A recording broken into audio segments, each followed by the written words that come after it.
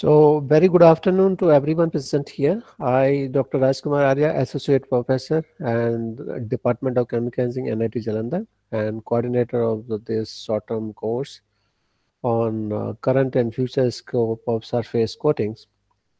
So, for this session, the speaker of this session is Dr. Karnail Singh. Who would talk on the this actually the film formation in water dispersions and let me introduce you Dr. Karnal Singh and before he will start his session. So we have amidst us Dr. Karnal B. Singh, who is a faculty advisor at the Department of Chemical Engineering, American University of Sharjah, UAE. Prior to joining his current organization, Dr. Singh was associated with Sibnada University in Noida, where he was instrumental in establishing the UG and the PG research labs. He also worked with the Civic Technology Center, Civic T&I in Riyadh, Saudi Arabia as a scientist, where he worked on styrene technology as well as other major projects in olefin area. He also worked with General Electrical Company Bangalore as a research engineer for a considerable period of time. On the educational front, Dr. Singh completed his PhD from IIT Bombay on colloids and interfacial engineering. Prior to that, he completed his master's in chemical engineering from MUICT, currently UICT Mumbai, and graduated from KES Engineering College, Mumbai. Dr. Singh has been instrumental in working on various key projects in the broad areas of reaction engineering and catalysis, polymer science engineering, ionic liquids, petrochemicals, Aspen modeling, etc. He has published 9 internal technical the reports of high quality work from 2009 to 2014 and more than 15 publications in journals. Dr. Singh was awarded the Innovative Student Project Award by Indian National Academy of Engineering in the year 2009. He also received the Shah Shuchlam Award for the best PhD thesis in the area of colloids and interface in science from Indian Institute of Chemical Engineers in the year 2009. So with these short introductions, now I would like Dr. Singh to conduct the session. Over to you, sir. Thank you very much, Dr. Arya. Thanks for the nice introduction. I will be sharing my screen, so you need to stop presenting and then I'll share my. Yeah, sure. Okay, in the meantime, hello everyone, good afternoon. I hope you all are safe and healthy. And I pray that as we were discussing that soon we are all out and we overcome this pandemic. Uh, Now, Dr. Arya has already mentioned, just to highlight that myself and Dr. Arya were together at IIT Bombay. Yeah, I was thinking to say that only. We did Although he has PhD moved together. quite ahead in the academics, I thought let me take this opportunity to highlight this plus point of me being with him. After the graduation, he continued in academics, and I decided to move on to the industrial part of the science. And but then again, after 8 years working with the top corporate R&D and industrial sector, I decided to come back. And now, after a short stint at SNU, I am here in American University of Sharjah. And I would like to thank the organizing committee for giving me this opportunity to be part of this event. And as you would see, Dr. Arya is quite instrumental in organizing these kind of conferences, which actually help the students a lot. I'm sure unless we come together, share, discuss the ideas, science and engineering cannot move forward. So it's a good thing that he's conducting, and I'm sure the institute will benefit a lot. Okay, now I will share my screen, your entire. Okay. Dr. Arya, please confirm if you can see my Yeah, slides. sure. Fine. Yeah, You it's can see. visible. Okay. Yeah. Now, I'm going to make give you some idea on film formation in water-based dispersion. As I understood, the theme of this short-term course is on coatings, and this falls very much into that broader domain. And the work that I'm going to present was done in collaboration with Professor Mahesh S. Trimkudlu. So I take this opportunity to acknowledge his help and support. He was also my PhD advisor at IIT Bombay. Now, this is the brief outline of my topic. I will actually introduce the subject and then explain the reason why studying water-based dispersions is important. I will then move on to the film formation and cracking part of these water-based dispersions, and where I'm going to specifically talk about stages of drying and film formation, and then the role of capillary stresses in the film formation. Let me also highlight that I'm going to use water-based, aqueous, uh, uh, and then latex dispersion quite interchangeably. So these are one and the same thing.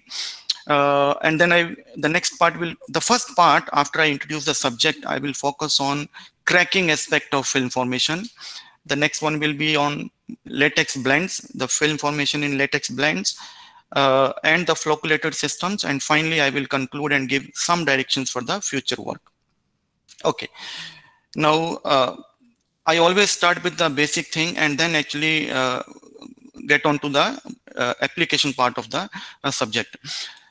So let us see, what is this all about? What are the latex dispersion? As I said, water-based dispersions are also called as latex dispersions, and they are essentially a two-phase system. I'm sure you know single phase, multi-phase, and in this case, I have a two-phase system where you have a continuous phase, which is water, and this is the dispersed continuous phase, and then you have a dispersed phase, which are the polymer particles. Now these particles could be of same type like you see here, or I mean here you see the two different kind. So they could be same type, they could be different type, but they all are the solid particles suspended into a continuous network, into a continuous media, which is water. Now again, your thermodynamics will remind you that any two-phase system is inherently unstable. Over the long time, such system will phase out and you will have two phases separate. There is no way they can always stay stable.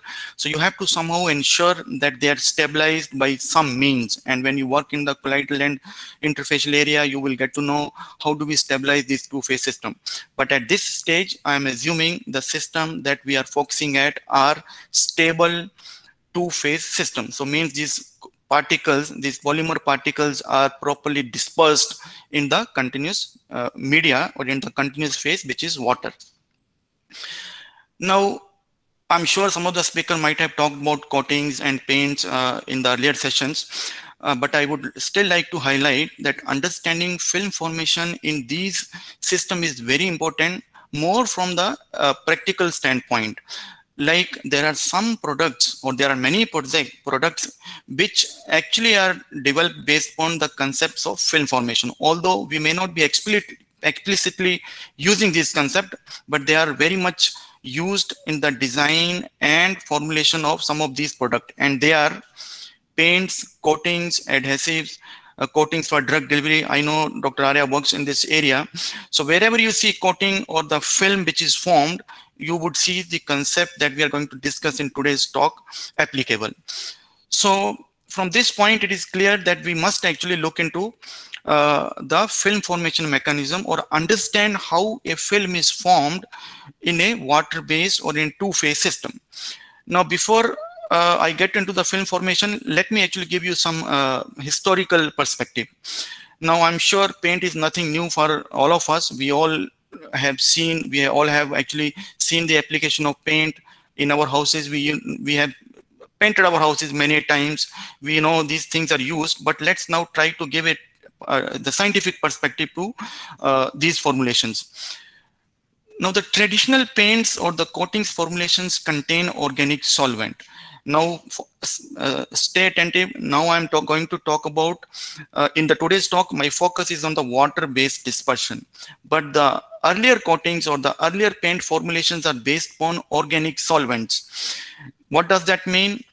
now you have a continuous phase which is an organic solvent. It is not water, it is not an environmental friendly species. It is actually a volatile organic material, or we say VOC, volatile organic component.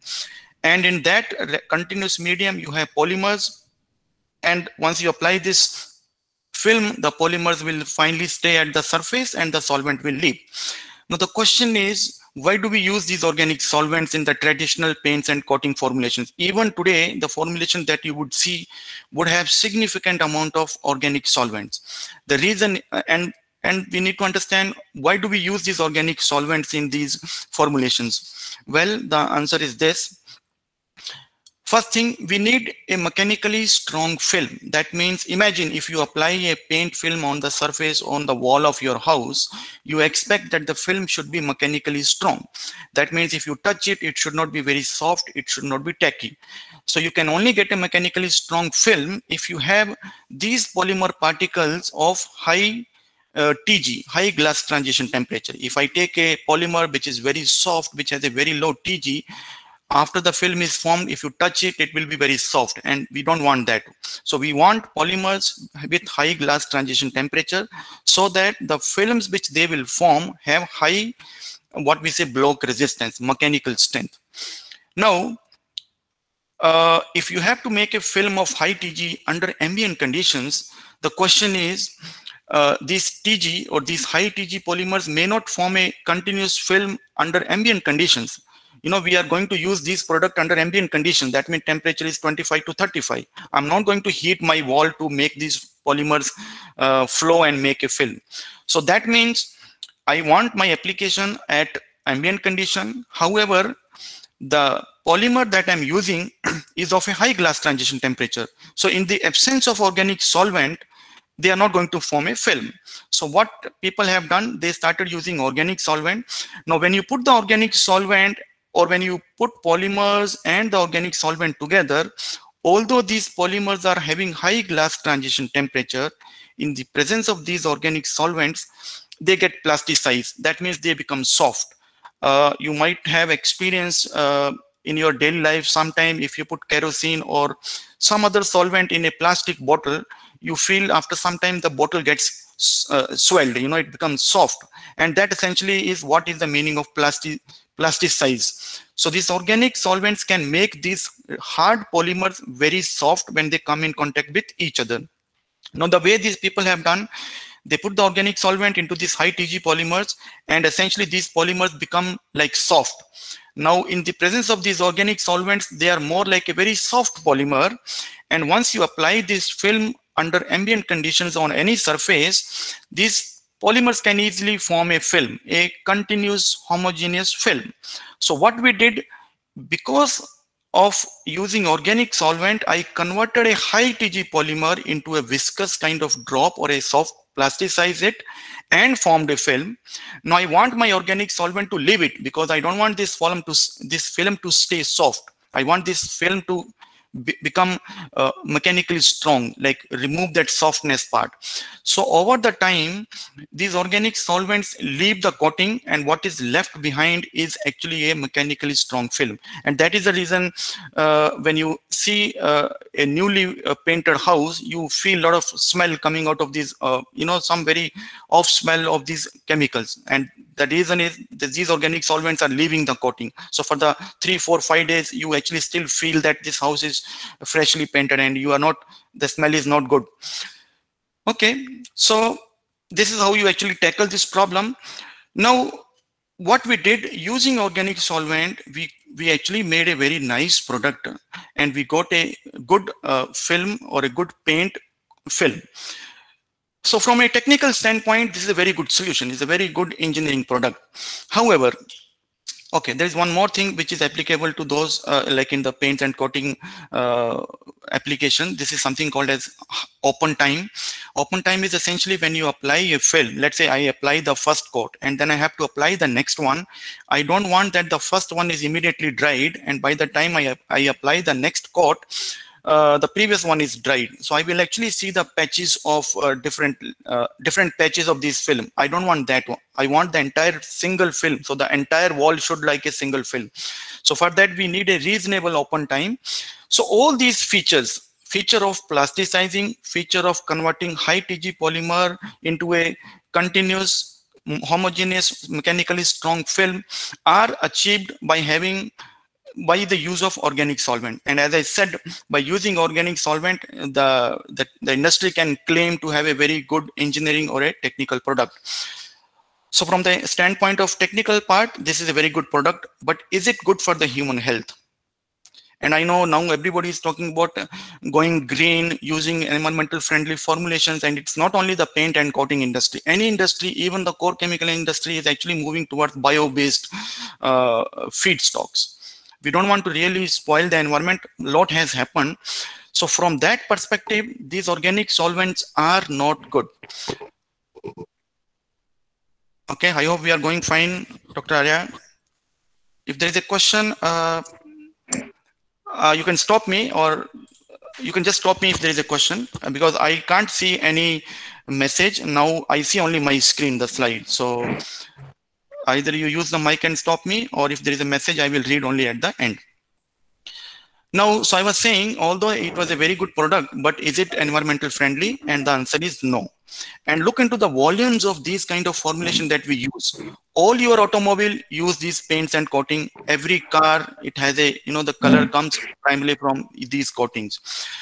And you see the all real estate industry use all these kinds of formulation. So volume wise, we have huge number of these formulation, these paints, coatings, and hence the contribution to the environmental crisis by this coating is very high.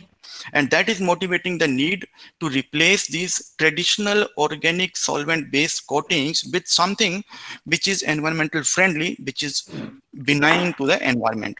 And let's see some of the environmental related fact, the bad numbers from these coatings.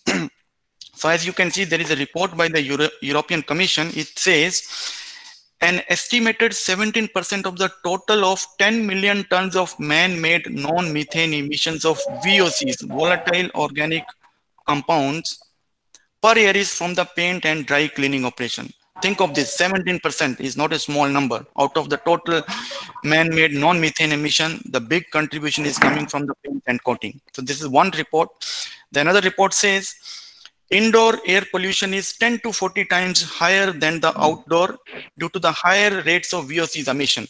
Now imagine you paint your house, the room where you are sitting right now, the inside one as well as the outside wall is painted by the fresh paint, and it's organic based paint. As I said, you feel the smell. Now, smell is there also outside as well as inside. But since outside you have a much flow of air, the dispersion of these organic solvents is very, very high. So you don't really feel that. But inside your house, where the ventilation may not be very good, you are actually exposed to a very high levels of these organic components, VOCs, and it says 10 to 40 times higher than the outdoor.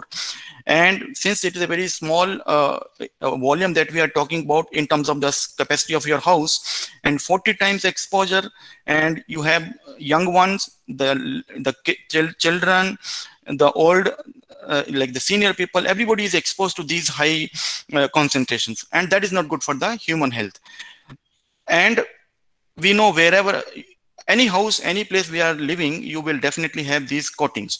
So this actually tells us that the humans are directly exposed to these higher concentrations of harmful chemicals. This is what this study of Environmental Protection Agency is highlighting. And the final one, again coming from US, it says VOCs and toxic air emissions from paint and coating lines are among the leading environmental concern. So when everybody is talking about helping the environment, going green, coming with like green technologies, we can't really stay aloof and then do nothing in terms of paints and coatings. So those who are into this segment, they have to come up with some formulations which are not harmful to the human health, harmful to the environment. So these studies are motivating the need to actually get rid of these organic based formulations and come up with something which is good for the environment. So we have to go for an alternative solution. And this is what is the whole motivation for this entire work that we did. Okay, so what should we do? The answer is go for the formulations which have either very low organic solvents, and if you are smart enough to actually get rid of complete organic solvent, that would be great. And the obvious choice is latex. I already told you latex is a new formulation, a new kind of formulation coming up, where in place of organic solvent we are trying to use water, and obviously water is not a pollutant.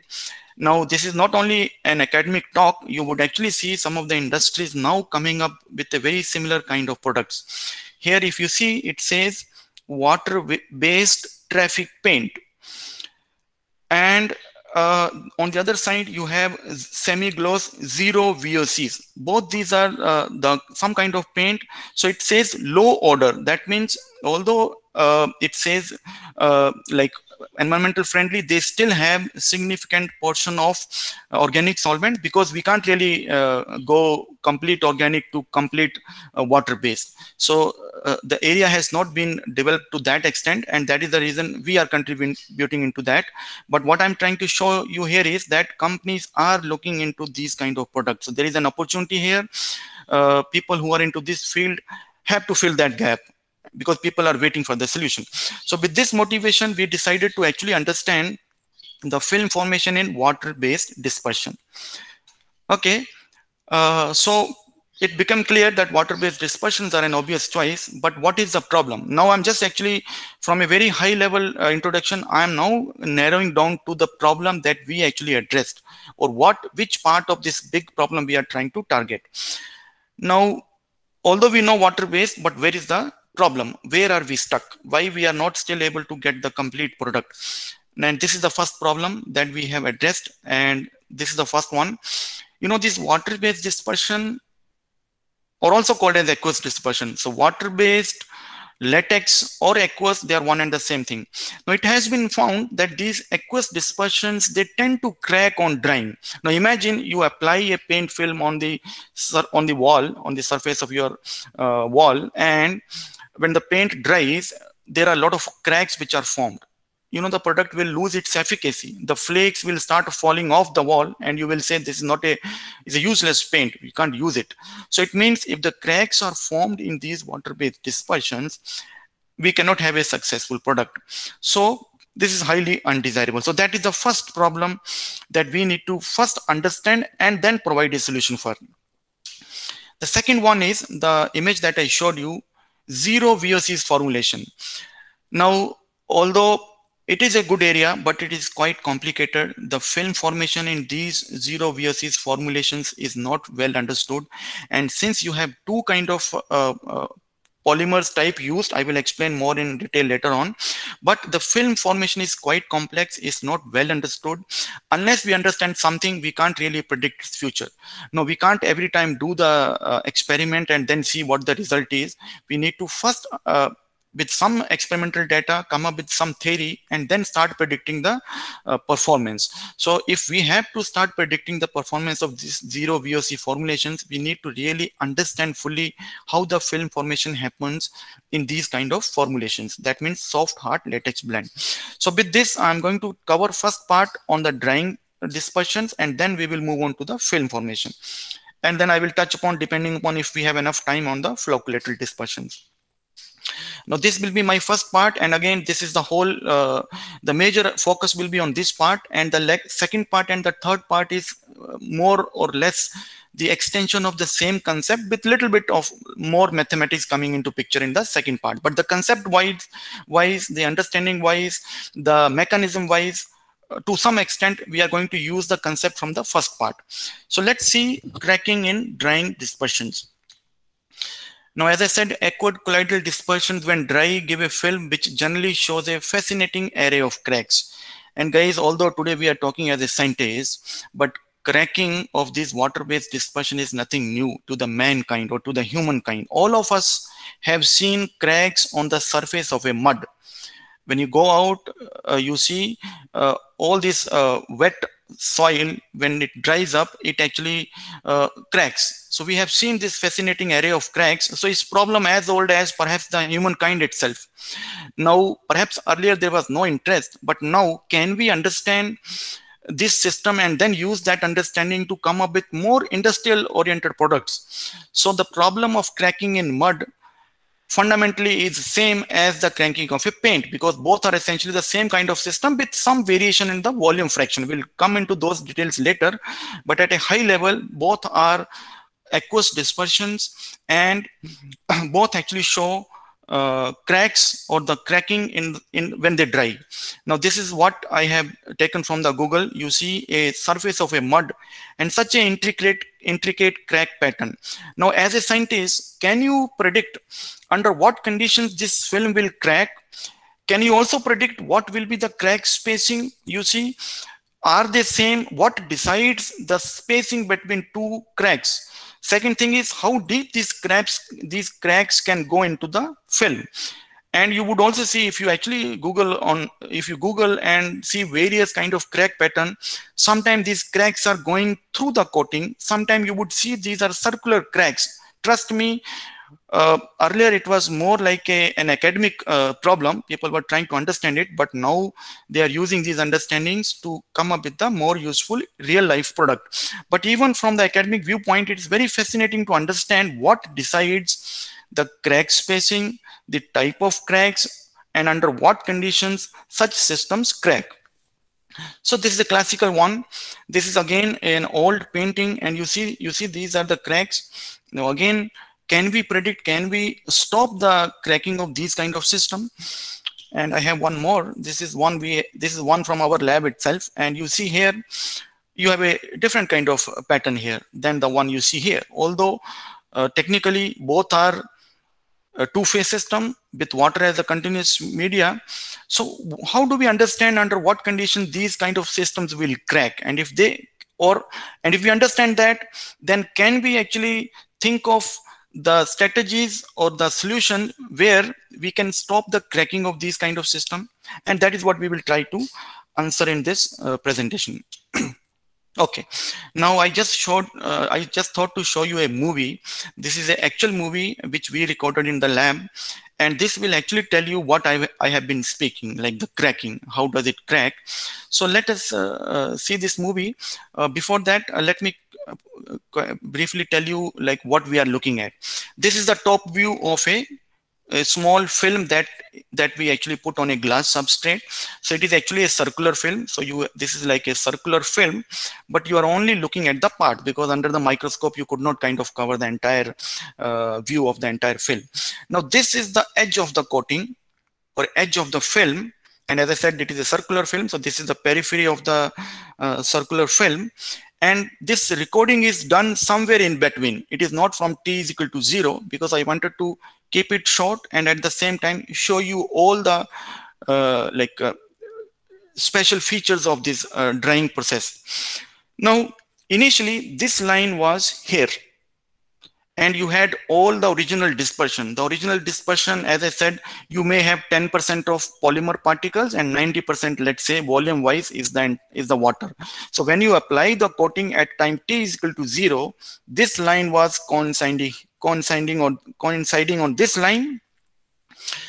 And when the process of drying happens, water start leaving from the edge, and there are very good papers, publications. There is a very famous coffee ring problem which actually came in Nature. So somebody actually spilled the coffee on a table, and then they realized it is not a regular film. It's actually forming some kind of ring, and it was a quite challenging problem to solve it. So on the same line, you will see a two-phase system. They dry with a constant what we say contact line. So the moment you apply a coating, this gets fixed. Now at time t is equal to 0, water start leaving this coating from this edge. So water is leaving here. Now when water is leaving, this part becomes dry, and you will see there are large number of capillary meniscus which are formed. And because of that, the pressure actually comes to a very low level here. The pressure everywhere else is still 1 atmosphere. So at the center, pressure is 1 atmosphere. Here it falls much below 1 atmosphere. And now because of this pressure gradient, water start flowing from the central part towards the periphery. It is going radially out in all the direction, but let's say from center to the right. Now, we all have studied convection in the fluid mechanics. If you study two-phase system, when the water is flowing here, it actually start convecting those suspended polymer particles along with it. Now, water comes here, it leaves, but the polymer particles, they start getting packed into this region. So with time, you have particles being packed, and then water flowing from, let's say, from left to right, and you see different particle packing fraction in this region and in the central region. So because the particle volume fraction is different in these two regions, you get this kind of contrast. This is the property of light. If you have more packed system, you throw light on that, and if you throw on the dilute one, you would see this kind of contrast, and this is what is called as a drying front. So you have edge here, you have a drying front. With time, this drying front is going from right to left towards the center.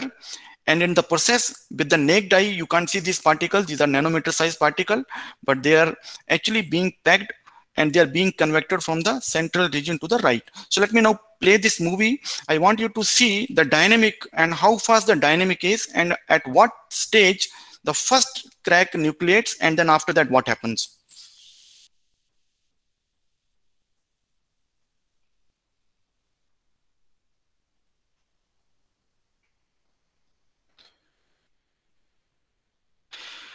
Yeah, so this was a real-time movie. Now you see, once the entire film becomes saturated, in the next moment, there are large number of cracks which completely invade the entire surface of the coating, and we don't want those cracks to happen. So let us see how we can actually control or try to do something to avoid that cracking. Now, So, Karnail, you did this actually with this confocal microscope, right? no, this Or is some other a normal. microscope? No, this is the normal microscope. That is the reason it's a normal optical microscope, not the confocal one. Yeah, this is a normal one, not the confocal. Confocal with the Professor Bellari have in our chemical, na? Right. That Yeah, yeah.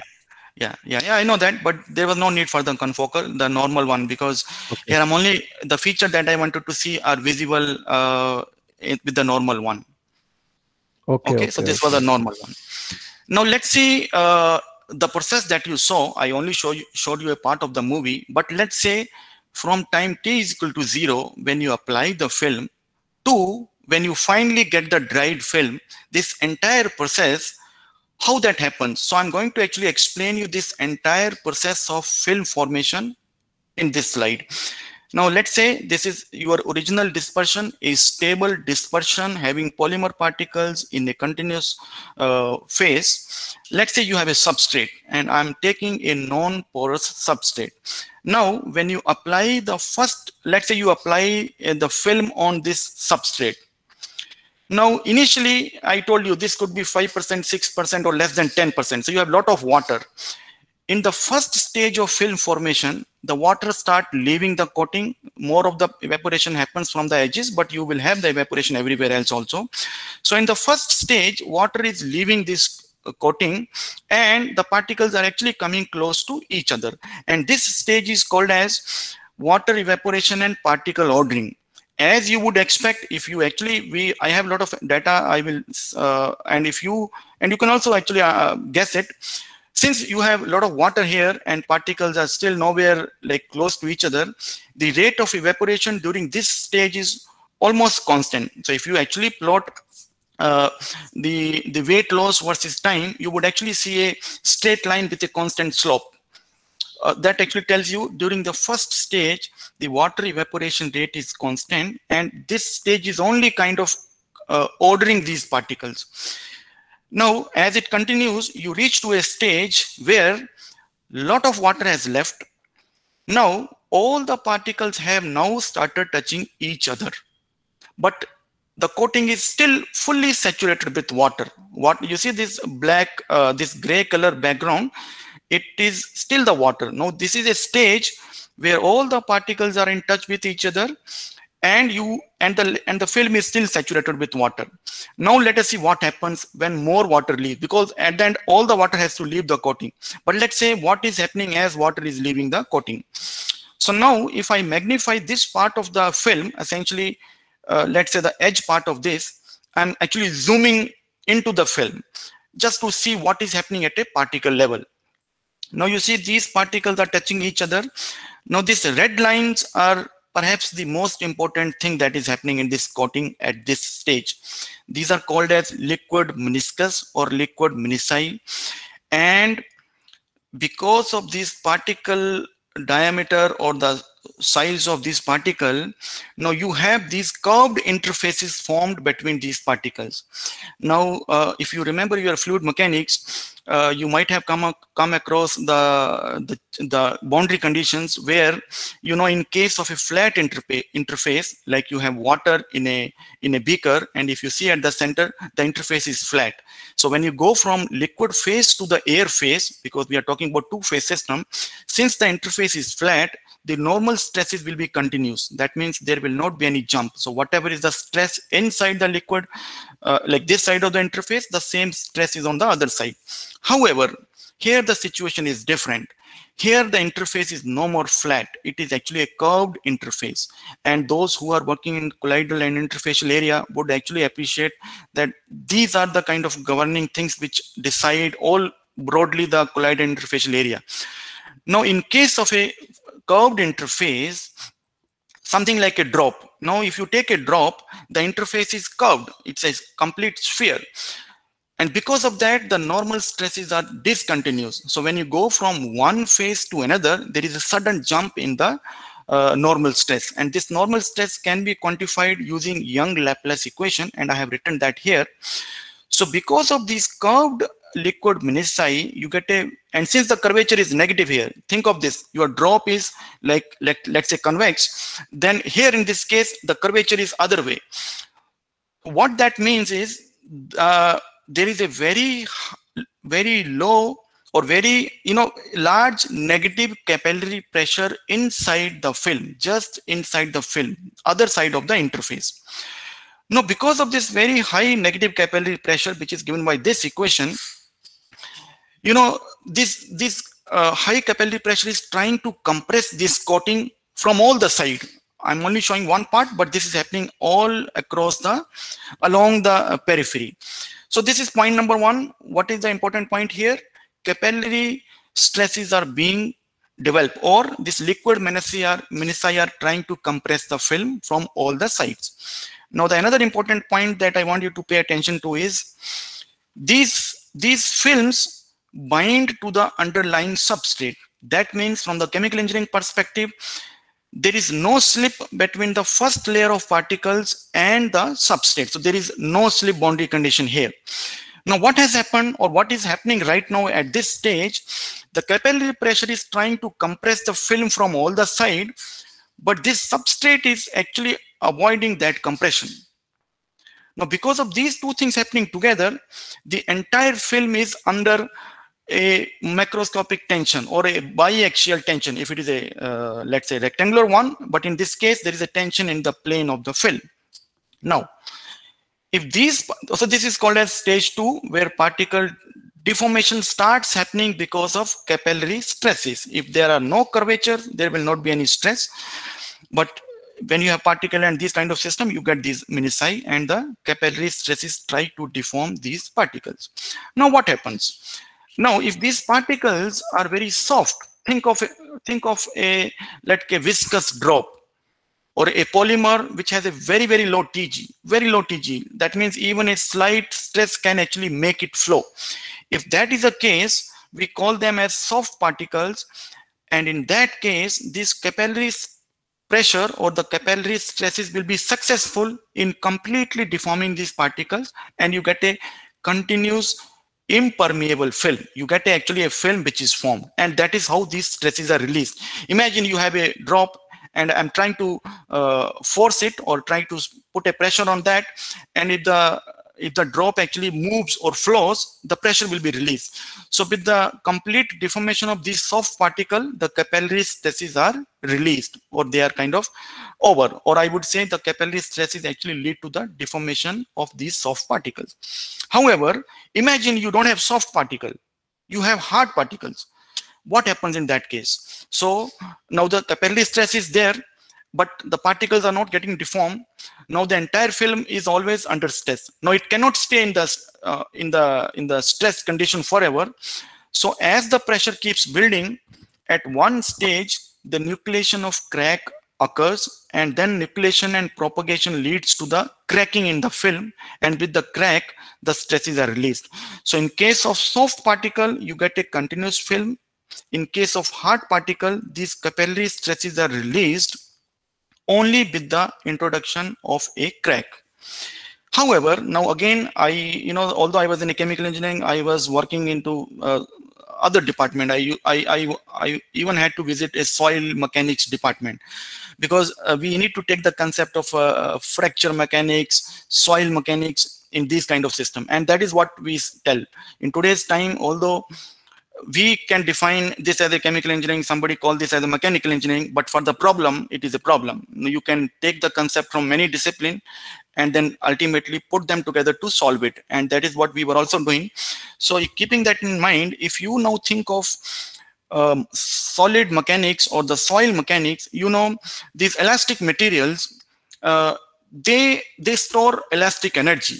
So if you give me a let's say a rectangular elastic film, depending upon how thick the film is, it will have accordingly the stored elastic energy. However, it is found, and this elastic energy is actually the one which is leading to these cracks. But what was found, that only beyond certain volume, so there is a critical value of the volume above which it will have enough elastic energy to create these cracks.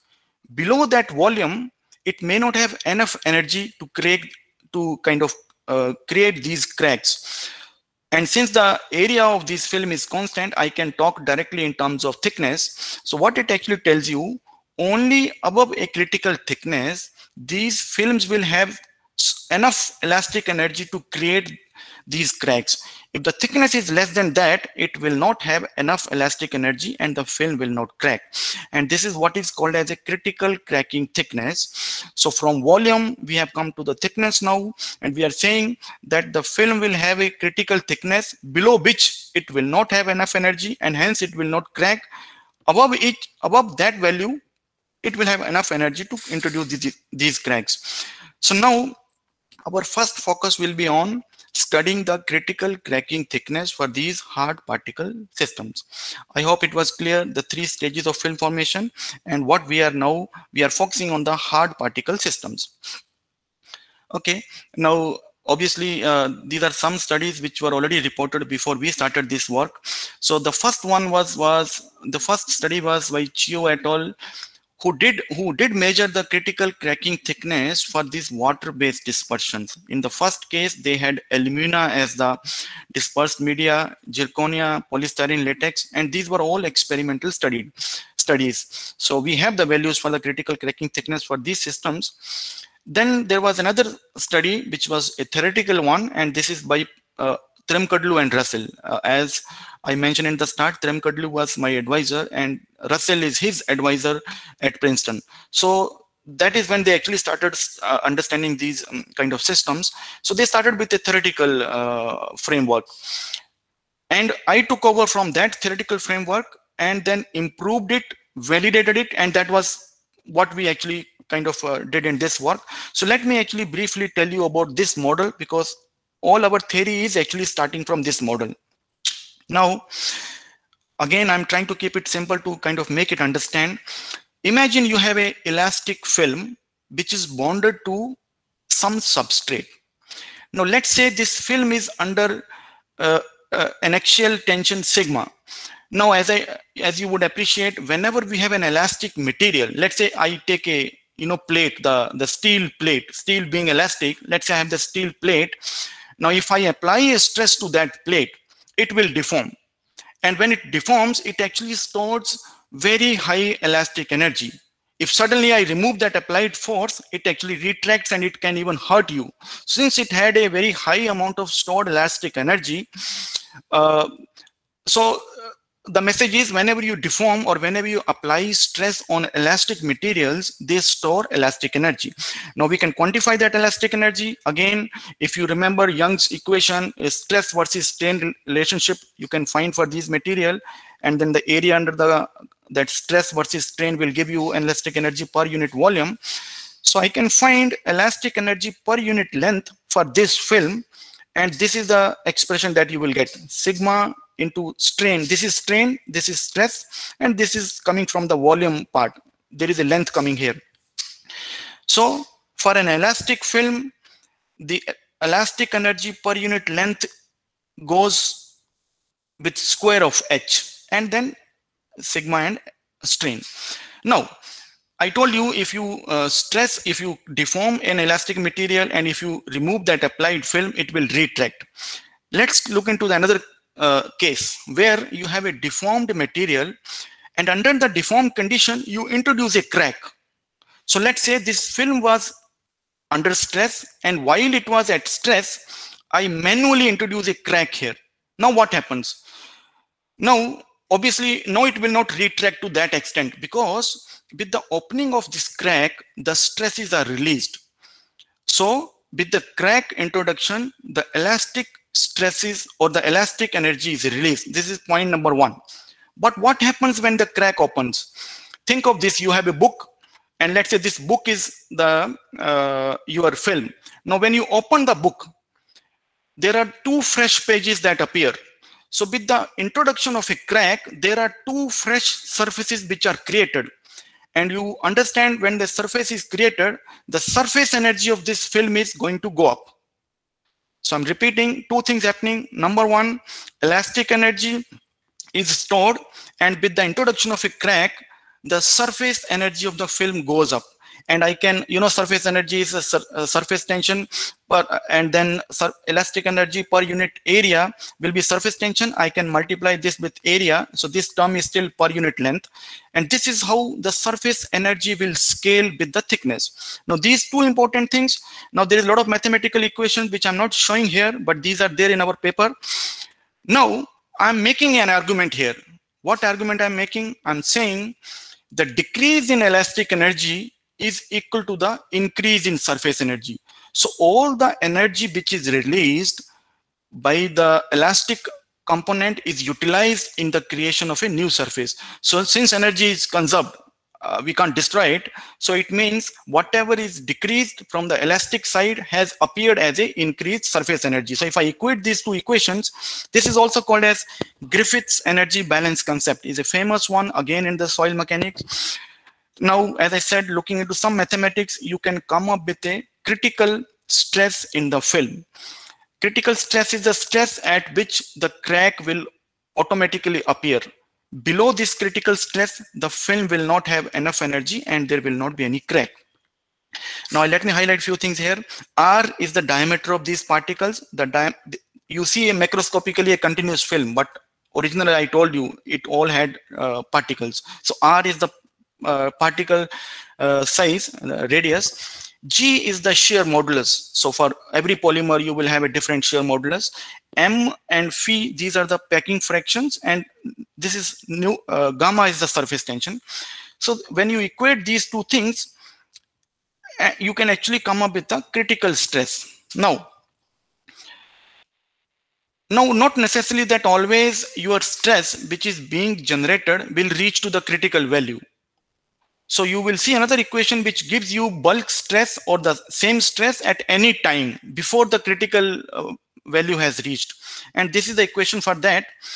Now, in this model, what the authors assumed that these stresses are successful in deforming these particles fully, and hence at the complete deformation, we can calculate what will be the stress in the film. Now, to do that, I have to again do a small simple material balance here. This is the conservation of mass. Let's say this is stage 2, at which particles are just touching each other, and this is the final stage, and film has formed. So what they assumed, film is going from here to here, and we can quantify what is the maximum strain or maximum like this epsilon. Now, as I said, this is a simple conservation of mass. You can write mass conservation over polymer particle. Since the density is same, mass conservation becomes volume conservation. And since area is constant, I will cancel A on both sides. And in this case, because it is an impermeable film, your phi is 1. Here it is a random close packing value of phi RCP. So if I equate these two things, this comes from the mass conservation. Now, the way this strain is defined is one at the particle level, one at the macroscopic level. At the macroscopic level, it is defined as change in length to the original length. So if this was the original, this is the final, the change will be this minus this divided by this. And from this conservation, I can replace the value of H0 with this term, and you get the maximum value of epsilon as 1 minus phi RCP. So let me again highlight what this model assumed, that the capillary stresses can completely deform these particles, and from that argument they found the maximum strain, which came out as 1 minus phi RCP. Now I put this value here, I get the bulk stress in the film. I have already got the critical stress. Now if this stress is less than this, the film will not crack. So by equating these two stresses, I can simplify for this H, and that is what is called as a critical thickness. So by solving, I came up with an expression for critical cracking thickness, and as per this model, this is that equation. So what this is saying is, below this thickness, films don't crack, but above it will crack. And how this is derived, I hope I could explain it well. Now, we took over from this point. I said, okay, since we already have the equation, let's try to validate this. So I started doing the experiments, and to our surprise, we actually studied 6 to 7 different systems, and every time the model predictions were almost 3 orders of magnitude lower than the observations. What does that mean? Let's say I take a polystyrene dispersion, I apply the film, and I measure the crack-free thickness. Now, if I put the values for the polystyrene system here, the H max as per the model is coming as 1 micron, which is crack free, but my experiments were giving me 1000. So 3 orders of magnitude lower. It is a small it's a big discrepancy. And that means there's something wrong with this equation. We are actually not reading things right. So we thought, okay, let us see if we can dispel that the gap. And that is what we now actually focusing on our experiments and trying to improve the theory. Now, this is all what we did. I told you these are the various dispersion. I will not read them out, but the message is you have different systems and some properties are listed here. I want your attention on, and in addition to our system, we took the data from the literature. I already told you about these 3 experimental studies. Now, please pay attention to the particle properties. We are going from 22 nanometer to 350 nanometer. This is the variation in the size of the particle. And look into the particle characteristics in terms of rigidity, in terms of shear modulus. We are going from 0.8 to 156. So with these systems, we actually did the experiment. We actually formed the films using spin coater. After the films were dried, we studied under microscopes, found the crack pattern, and we used the surface profilometer to find the crack-free thickness, and then some SEMs were done in order to see the particle deformation. Now I'll show you some result. This is the scanning, this is a profilometer study. So this is our circular film. Along this line, I'm measuring the thickness, and this is the actual thickness profile you get. Between S and T, there is a huge length in which there are no cracks. So this is what I will refer to as a crack-free thickness. Now these are some SEM. This is the SEM of the surface of the film. That means the top layer, and this is the at the substrate, the lowest layer of the film. Now, if you see, you do not see actually any significant deformation of these particles, and perhaps this is the gap. This is the problem with the model. The model assumed complete deformation, and based upon that, they came up with that equation.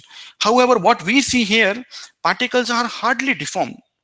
Now, that means the whole explanation that was given there, saying that particles are deformed, and then they calculated the maximum value of the strain, is not true. So then we actually proposed a new way of drawing. What we said, initial stage 1, stage 2 are same. However, after stage 2, although they said these particles are deformed, the experiments are showing they are not. So that means as your water is evaporating, these curvatures are changing. They are actually, your curvature is becoming more and more and more high, but there is a limit to which it can go. I mean, it cannot keep becoming zero. So once they reach to the maximum value, after that evaporation is still continuing. So after that, these liquid minici start receding into the film. So that means if you actually measure the capillary pressure as the film is drying, there is a maximum value of the capillary pressure that you reach, and after that the liquid minici go into the film. Now based on that, again there are a lot of mathematical stuff. I'm picking only those points which will help the process better. Now I told you the strain at the macroscopic level. You can define properties at a macroscopic level, that means for the entire film, as well as at a microscopic level, at the particle level. Now this is the microscopic strain, again defined as change in center to center distance divided by original distance. And this is the expression. Again, you can refer to that paper and we will see that this is the expression you get for the strain. And now you can find this value at the maximum pressure. Based on this understanding, what we found, this strain may be less than the maximum one, or it may be equal to maximum or more than maximum. More than maximum essentially means it is equal to maximum. So in the first part, when we are handling the hard particle, this is how the film is drying. This is a general equation, but what is happening, since the particles are not deformed, the liquid minici are getting into the film after the capillary pressure has reached to the maximum value. So it means here the process is limited by the maximum value of the pressure, the capillary pressure. Now capillary pressure can be related to the stress, so you get a maxima in the stress. That is why this is called as stress limited regime. Now, so based on the maximum capillary pressure, you can find the stress in the film. This equation is coming from the thermodynamic energy argument, so it is same for both hard as well as soft. Now if I equate this with this, for this kind of system, you actually get a new equation, H max, for the hard particle system. I already explained the earlier one. For the soft case, this is the same equation. In that case, the capillary pressure is fully able to deform the particles, and your stress at the particle level is more than the theoretical maximum. I mean, it cannot be more than the theoretical maximum. It will be equal to 1 minus phi RCP.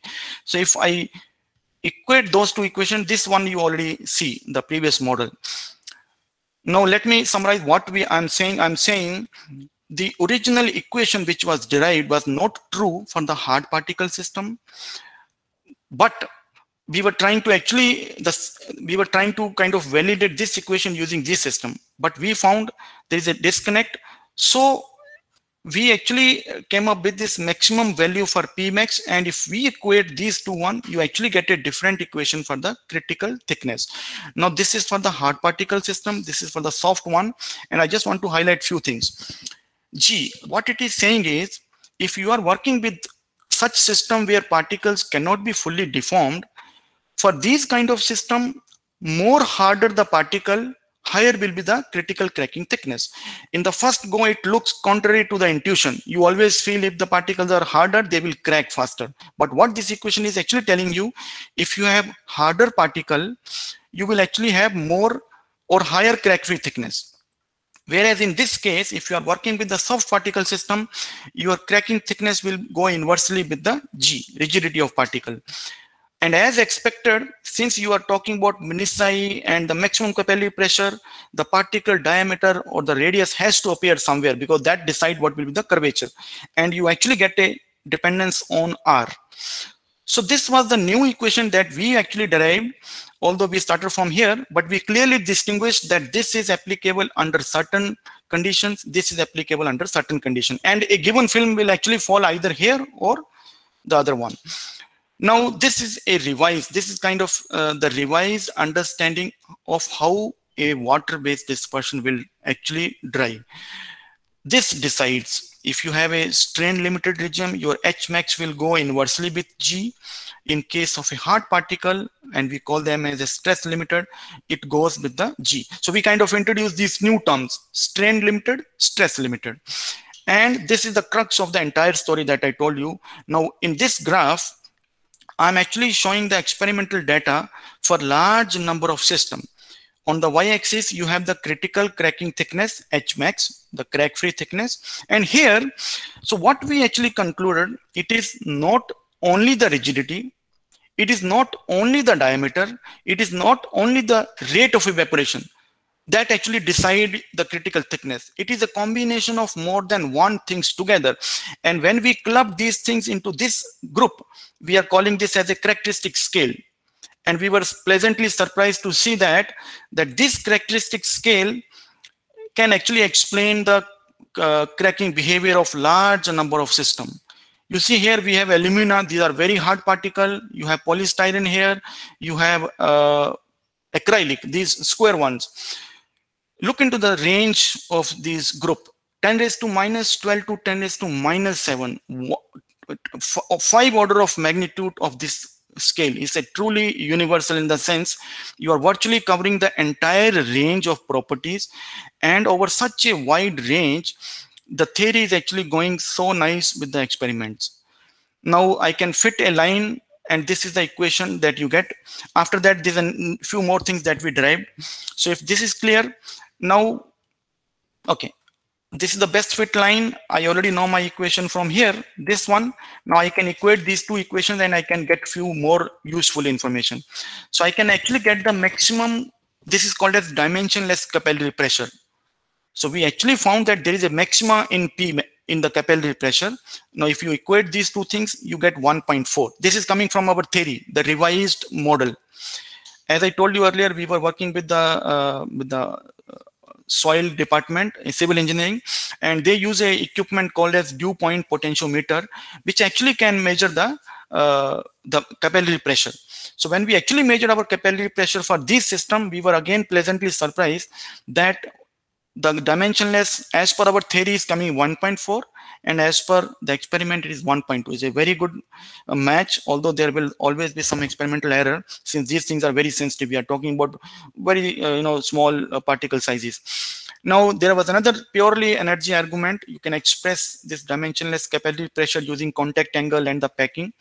Now based upon this, if I actually assume that my system is fully wetting, that means the solvent will, or the water completely wets this particle, and if I take phi as 0.64, from the energy argument the value of dimensionless is coming 2.4. As per our theory it is 1.4. So there is a difference, but you please understand that assumption says complete wetting. I was doing a calculation yesterday. I actually found that if I do not assume complete wetting, if I assume partial wetting, if I take a theta of 45, these two actually match very well. So what this actually is telling you, that this theory, I mean, I don't want to go back, but the equation that we found is able to explain quite important features of your system: the cracking behavior, the capillary pressure, and there's a good match between the experimental observations. Now the last, I think, 2 slides I have on this. I know I need to move to the next part. Now this is equation I already told you. Now let's say I put this equation here. Now what I'm trying to tell you is, so far, now if you give me a formulation, you tell me, okay, this is the paint that I have. Can you tell me what will be the maximum thickness above which it will crack? I will ask you a few things. I will tell you, okay, can you tell me what is the G, the shear modulus of your particles? You know what kind of polymer particles are there, so you know this value. I will also ask you, can you tell me what is the size of these polymer particles? You can tell me. So these two things are, when you design these formulations, once they are designed, they are fixed. Now what I'm going to tell you, when you're designing new formulation, how you should play with G and R in order to get the desired crack-free thickness. But let's say I already have a formulation available with me. I did not design it well when I was originally, because I did not know. Can you do something now in order to control the critical thickness? And this is what I'm trying to show you. So now if I put this value here, and I just try to see how H max depends upon M, phi, and R. I'm keeping G and R in the constant because they can't be really changed. This is for the existing formulation. Now what this is telling you, if I keep decreasing phi is the volume fraction at the random close packing. You know, if I take spheres and I try to pack them in a cube randomly, you get maximum value of phi as 0.64. Now if I can reduce the value of phi, now how we do that, people who are in the colloidal field, they know. Let's say if I can control or affect the phi value for the existing formulation, I can still actually get the desired H. Now if the phi is decreasing, let's say instead of 0.6, if it becomes 0.4, 0.3, your H max will keep going up. So now if you ask an expert in the colloidal and interfacial area, they will tell you, if you put a salt or something which actually can flocculate these stable dispersions, then means the particles can pack much loosely. That means the phi can become less.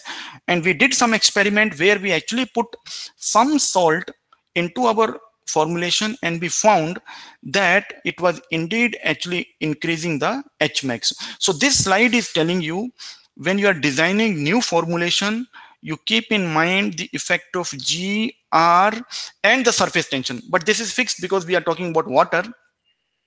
And while you are actually working on an application where you can't play with G and R because they are already designed now, you can still have some control over the maximum crack-free thickness, where you can somehow affect the way particles are packing. And there are different ways. Sometimes the way the evaporation rate is influenced can also lead to a different kind of packing. So this actually gives us an additional handle on how to get a crack-free coating from these water-based dispersions. Okay, so how much time we have? Okay, I think we still have. We are going fine, I think, in terms of time. Okay, so this is the first part. Now, what we showed, how the original theory that we started was very much in a wrong direction. We kind of reconciled, improved, and came up with a final equation which actually explains the cracking behavior for large number of systems. And we actually showed a characteristic scale which, as a designer or as a product development person, should look into when you are actually designing a new formulations. Now I'm actually moving on to the second part. I told you about the zero VOCs, latex blends. Now, as the name says, these are the blends. Now, in the previous case, you had only one kind of particles. All were polystyrene, and they all were of the same type. If they are all hard, they were all hard. Either if they were soft, they're all soft. Now we are going to talk about blends. Here, the concept-wise system is same. You have a continuous phase, but now you have two different kind of particles. You have, this is one type, another one is, so this is hard and this is soft.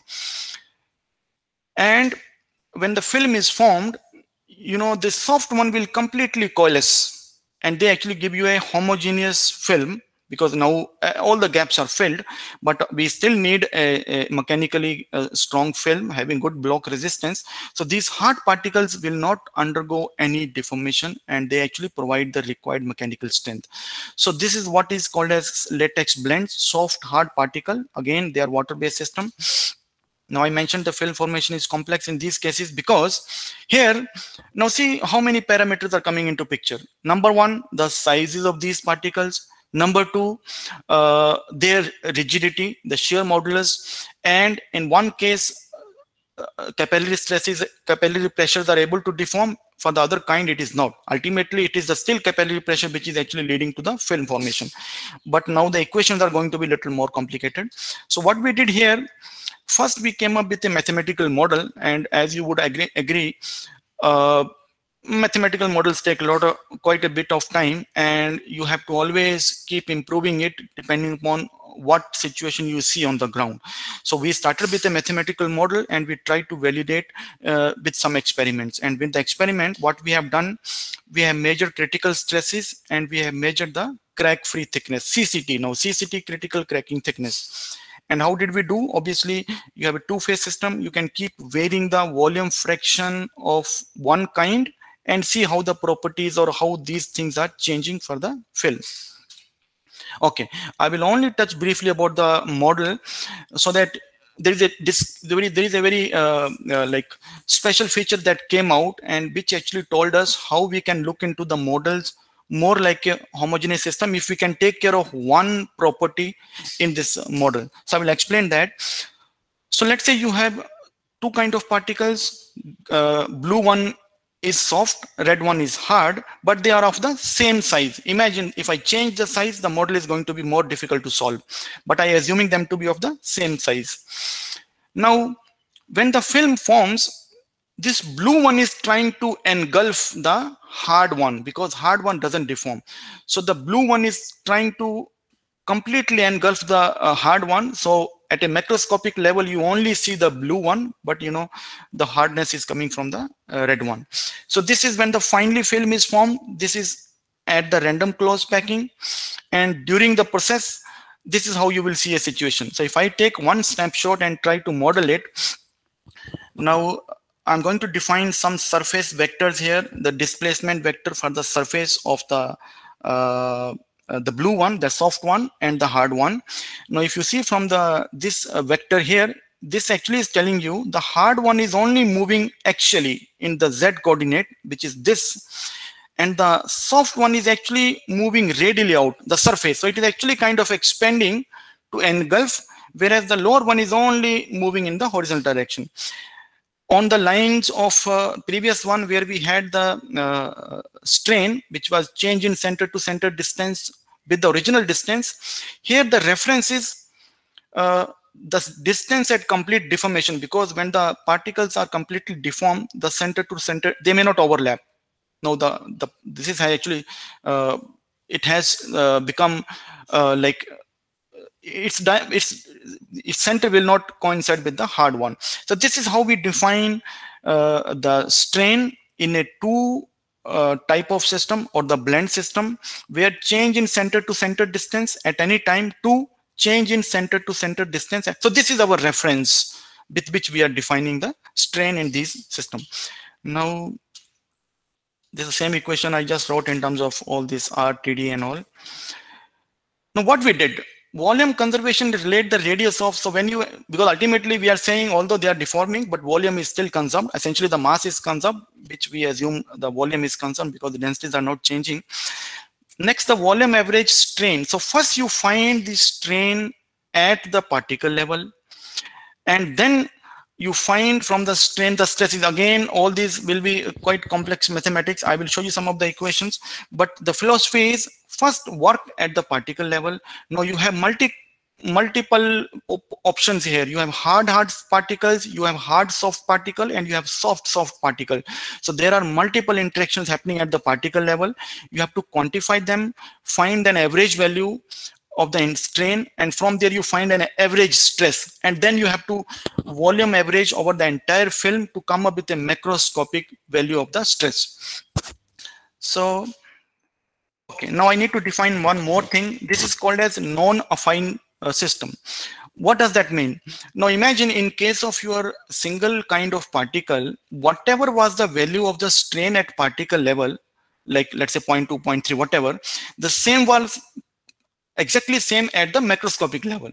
However, in this case, you can expect that at the soft particle, the deformation will be more. At hard it will be less. And for the soft hard, it will be different. So if you are looking at the microscopic level, your strains will be different than the macroscopic level. And that is what is called as a non-affine system. There cannot be direct mapping from your microscopic to macroscopic level. Now, again, these are all so these are the strains at the particle level. I'm trying to relate the strains at particle level to the macroscopic strain, and there is some additional term here. There's something like Taylor series expansion, but under the limit that your epsilon is very, very small, you can neglect all the higher order terms, and you actually simplify this. Very simplified form, but practically it is fine because you don't expect, at least in the hard particle, you don't expect very high deformation. Okay, so you find this strain, as I said, at the microscopic level, and you relate to the film strain. So this is H kind of interaction, soft, hard, and soft, hard. And okay, now alpha here is the volume of hard particle to the total volume fraction. So now I'm going to quantify all these things with respect to volume fraction of hard particles. In the earlier case, I was only talking about volume fractions because there is no question of soft and hard. Now here, I have different volume for soft, 1 minus of that is for the hard. So I'm actually going to specifically work with respect to volume fraction of hard particle over the entire solid volume. There is no liquid volume coming in picture here. Now, if you actually see, you finally get this equation, which must be true for these kind of system. So the problem which we started at microscopic level gave us this constant, and it has to be respected when this film is getting formed. Now let us see. Okay. Now again, there's some probabilistic assumptions here. What we are assuming, although I know when you have let's say the value of alpha is very high, that means you have, let's say, 90% hard particle and 10% soft. We are making an assumption here. Again, this is the problem, when we have complex mathematics, you have to make reasonable assumption to make it be able to solvable. If you can't really solve your mathematical model, then there is no utility. So, and it has to be a reasonable assumption. So what we are assuming here, that all the interactions at the particle level are equally likely. The probability of hard soft and soft is same. Now this equation, this may be very true when the volume fractions are close to 0.5, but again, in the interest of simplifying model or solving it, we made this, and we'll see what kind of discrepancies these assumptions give us. Now this is what we are writing the stresses at the now macroscopic level. These are G effective is a new term coming in picture, and ultimately, let me actually there is one energy argument here. So once you get you explain your stress in the film in terms of your some effective G of the film. Now this is a shear modulus of the film. Now please remember that it is not a film of hard type, neither it's a film of soft type, it is both kind. So I'm representing one, I'm using one averaged value of G. Now we will see what this ultimately will be, but at this stage I'm assuming that this is the average value of G, and I'm relating this with the your stress in the film. Now I have to do some kind of optimization here. What we did, we said, these particles are interacting, or their interactions are leading to the minimization of energy. Now we understand from the thermodynamic argument, if the film is automatically forming, then it means it must be going into a lower energy state. Nothing will on its own move to a higher energy state. So from that perspective, what we assume, that all the deformations at microscopic level actually happen in order to minimize the total energy of the film. Now again, going back to soil mechanics, from the stress you can find the total elastic energy, and then you can minimize the elastic energy, which ultimately leads to the minimization of G from this equation. And the constant, I told you, this constant has to be respected. So when you minimize the energy, so I can write this into epsilon, which will give me energy, and minimize that, and then make sure that this constant is respected, is not violated. With that, actually this is the final simplified. Trust me, it was quite complicated to really come to this. And again, I had the student, another student who fully actually was working on the mathematical part. So in spite of that, it was a quite challenging work. But ultimately, this is how the simplified version of G effective is found. And as expected, G effective, the effective shear modulus of the film, has to have properties of the hard type, the soft type. This should be HS. This is SF. This should be HS. There's a typo here. Now this I already told you, the hard, soft. Now again, I have to ultimately make things simple. Now if I compare this, the equation that I got, with my original RR model, the model that I got for a single particle system, you actually are happy to see that everything else looks similar, except that in case of your original G, it is G effective. So what it actually tells you, you can actually use the single particle model to explain the behavior of your blends, The only thing is you have to replace the G with this G effective, and this G effective is capturing all your features of a blend. So now I already had the critical stresses and all in a drying film. What I did is there was a G here. Now this G is the effective G, which is coming from the combination of all the three kinds, and everything else is same. I already have a equation for the critical thickness for the hard particle system, stress limited. This equation we discussed in the previous part. And now I'm replacing my G with this G. Okay. Now let us see if the model is reasonable, if this thing is fine.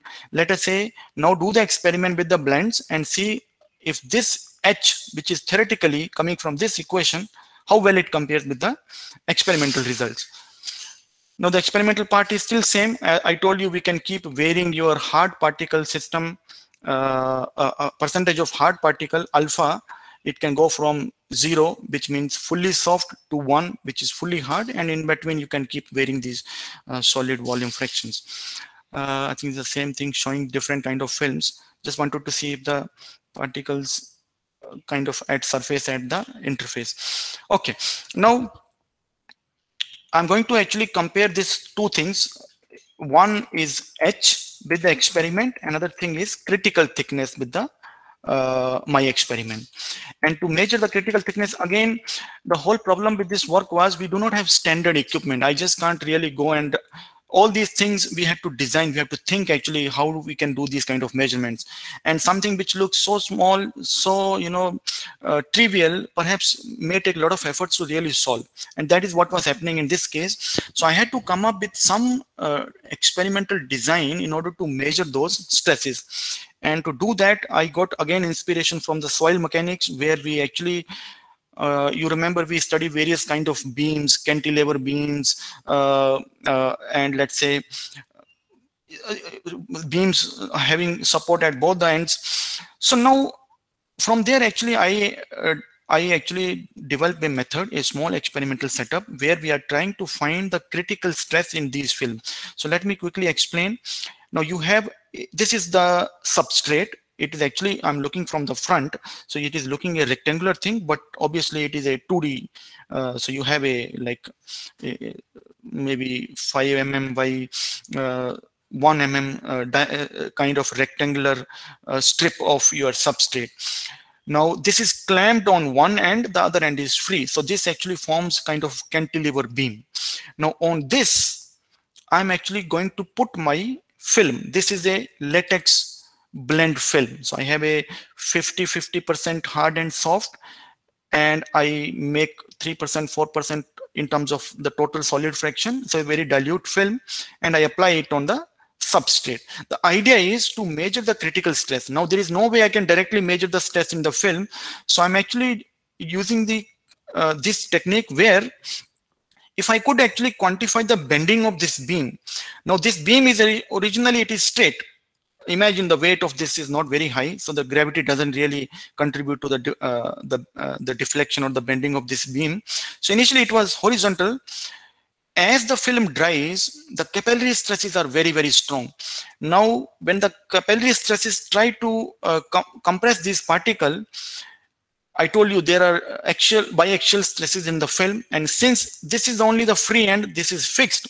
The only way this beam moves is like it tries to curl or coil. So it actually moves in this direction.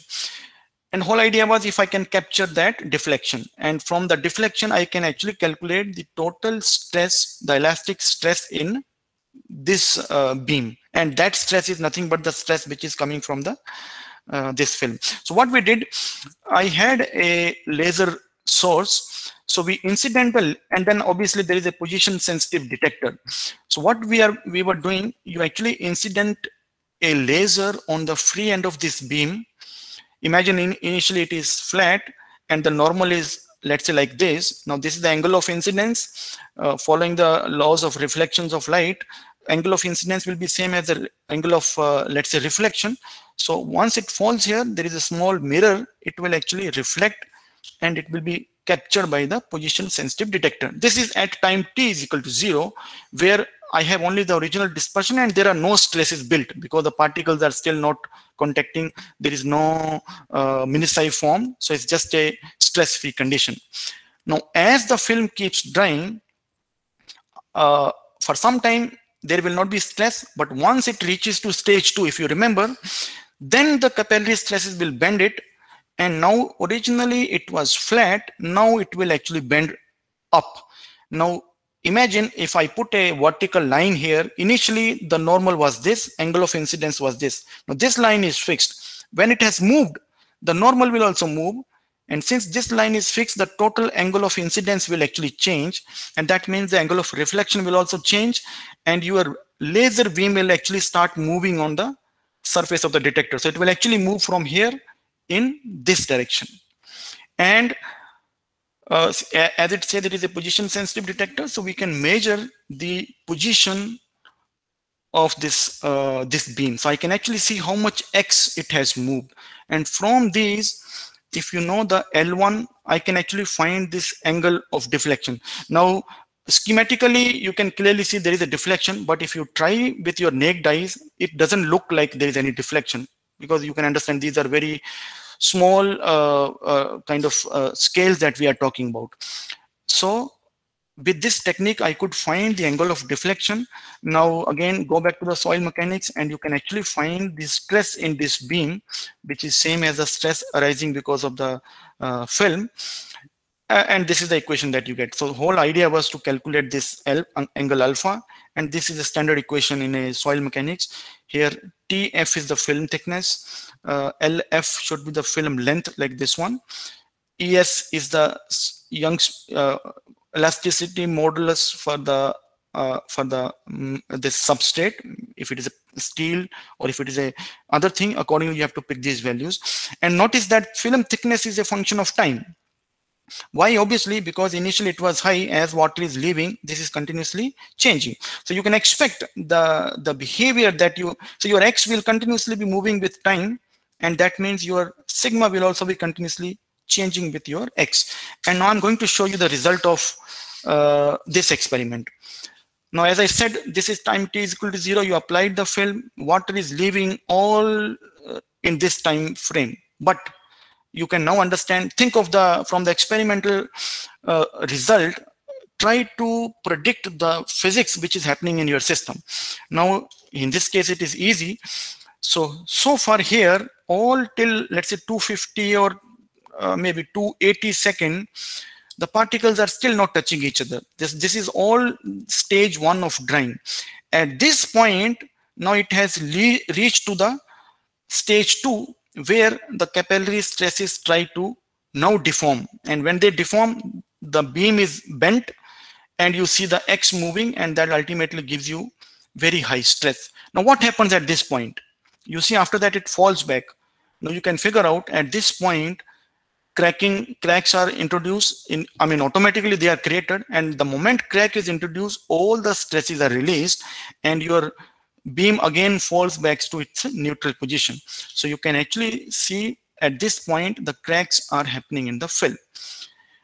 The whole idea was to capture this peak that actually tells you critical stress. And now this is effective modulus versus the loading for the alpha, and these are the SEM for this system.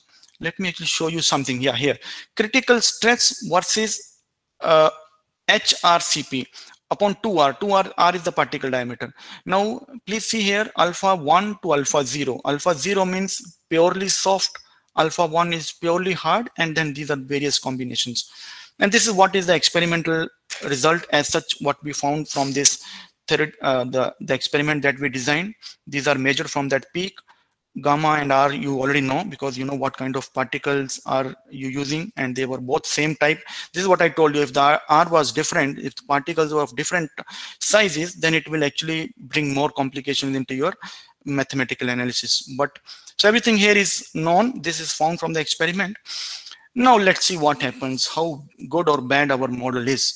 Now if you see here, only in the case of alpha is equal to 1, your model is actually going very well with the experimental observation. Unfortunately, as you are moving towards soft particle, that means this open squares, let's say this one, the model is here and your experiment is here, so match is not good. Now this is the consequences of making some assumptions in your model, and that is the work for the next student to really improve on those assumptions and try to bring this line to this point. So what I'm saying here is, although first cut model we have, but it's not able to predict the behavior over the entire range of blends. And at this stage we trust our experiment, and since we simplified our model, the work has to go into improving the model, like not making some of those assumptions, and perhaps that will actually bring these lines very close to the these legends. So this is okay. So this was the critical stress. Now this is the thickness, Hmax. Here also, since G effective is coming in picture both places, you see the match with theory and experiment when alpha is 1 is acceptable, but otherwise here it is very much off. So it looks model needs more work in order to match these things, but at least we have the framework, we have the skeleton. If we can improve on some of those assumptions, we can hope to have better match with the theory. Now only the last part on the flocculated dispersions, and then we will I'll just conclude my session after a few more slides. Now, cracking in flocculated dispersion. So the whole idea was, okay, the point is, I told you the importance of the normal paint application where you have a single kind. So that was the first part. Then we found the second part where the soft and hard blends are used. So that is the second part. Now the third one is the flocculated dispersion. You will actually see some systems which actually, as the name says, they destabilize very fast. They actually becomes unstable at a much lower concentrations. Such systems do have applications, and I'll give you some example. But let's say, just for the sake of understanding, what is the difference between a flocculated dispersion and the first case, which was stable. Now the definition here says, in case of stable dispersion, because you have a very strong electrical double layer forces, they don't let the particles come close to each other unless you forcefully physically force them together, and that happens when the water has left and they reach to stage 2. But in case of flocculated dispersion, what has been noticed, like this silica or alumina particles, if there are not strong stabilizing agents, these systems can start forming these chain-like structures at much lower volume fraction. So they can phase out even before they have reached 2.64 volume fraction. So this is the stable dispersion where only at phi is equal to phi RCP they will touch each other. Whereas the flocculated system, at volume fraction of maybe 13, 14, 18% itself, they start making these chain-like structures, so the particles are touching. So this actually can phase out. Such system, they form the network and then they can actually phase out. So they flocculate. So we thought, okay, let's see if we can extend the understanding of the stable ones into this one and how well we can predict the cracking behavior of such systems. So that is what the last part we did. Now here, this is what AKP30 dispersion. These are the alumina particles, and there are some characteristics, the diameter, and again you can see these are not spherical particles, so that will actually make your model more complicated. In case of spherical things were quite easy mathematically to handle. Now if you bring a lot of asymmetry here, finding an average particle size representing this with a unique diameter or dimension is going to be more complicated. But we just wanted to see how good or bad the earlier thing is, to see if we can predict the critical behavior or the cracking behavior for such flocculated dispersion. The whole idea was how the phi is being captured by our model. I know R is definitely not going to be very representative, but can we see how strongly, if we change phi, that means the volume fraction, how sensitive this is to the prediction of the model. So again, I'm not going to go through the details of the experiment, but the whole idea was by changing the pH, you actually try to flocculate them. So, and at every pH, you expect different kind of volume fraction at which they will flocculate. And okay, I think this is the last one where, yeah, I think again, so this actually tells you when the pH is going basic somewhere here, the phi is minimum. So that is the most flocculated state. After that, the charges on the particle becomes the other kind. So if it was negative here, it becomes positive, and again they start becoming stable. So you actually get to the more stable state. But this is the condition at which particles are least stable, or the volume fraction is minimum at which they flocculate. For this, okay, this is what we measure the critical cracking thickness. And as I told you, see, if you remember, 1 minus phi cube divided by phi square and the value of m. So there is m, there is to the power 3 of phi. So that actually tells you that it's quite sensitive to the phi of the volume fraction at the random close packing, and that is what being observed here. So CCT measured for this system, and their thicknesses were very, very high. If you see, actually now here, these are 100, 150, gone to very high, 250 micron crack free thickness. It was never the case for the stable dispersions. Now this is the theory and this is the experiment. Yes, perhaps if you go to the extreme, now here we are going to a very, very low pH.